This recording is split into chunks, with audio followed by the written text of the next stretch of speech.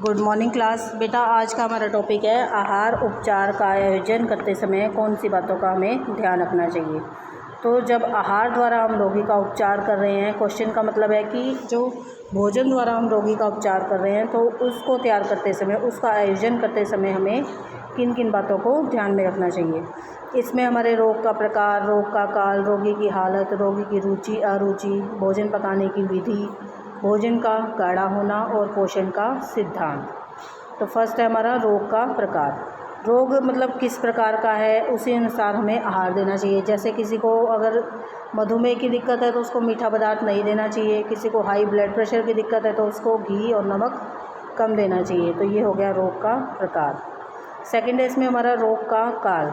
तो काल का मतलब है कि रोग कितना पुराना है, कितना नया है। कम समय वाले रोग में समान मेनू काम कर जाता है, जबकि अधिक अवधि वाले रोग के व्यक्ति को समय समय पर उसके मेनू को बदलकर आहार देना चाहिए, क्योंकि एक ही प्रकार का मेनू अधिक समय तक देने से रोगी की जो रुचि है भोजन से हट जाती है। फिर नेक्स्ट है हमारा रोगी की हालत। रोगी की हालत कैसी है, क्या वह मुंह के द्वारा आहार लेने के योग्य है या नहीं है। अगर रोगी को सभी तत्व देने संभव नहीं होते तो कुछ दिनों तक ग्लूकोज, पानी या दवाई भी दी जा सकती है। और रोगी को प्रत्येक आहार में कम से कम मात्रा में जो है भोज्य पदार्थ देना चाहिए। फिर है रोगी की रुचि अरुचि। तो आहार उपचार में रोगी की रुचि और अरुचि का भी ध्यान रखना चाहिए।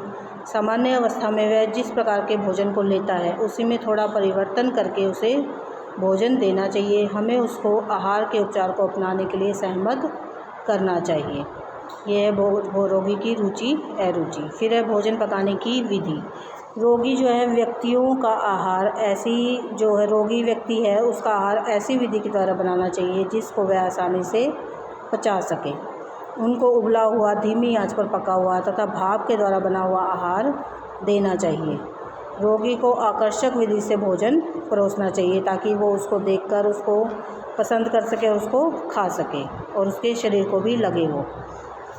फिर है भोजन का गाढ़ापन या पतलापन।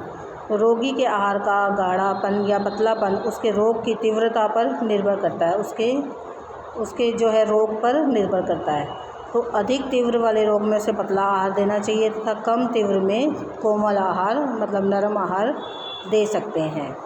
फिर है पोषण का सिद्धांत। आहार आयोजन में पोषण के सिद्धांत को भी ध्यान में रखना चाहिए।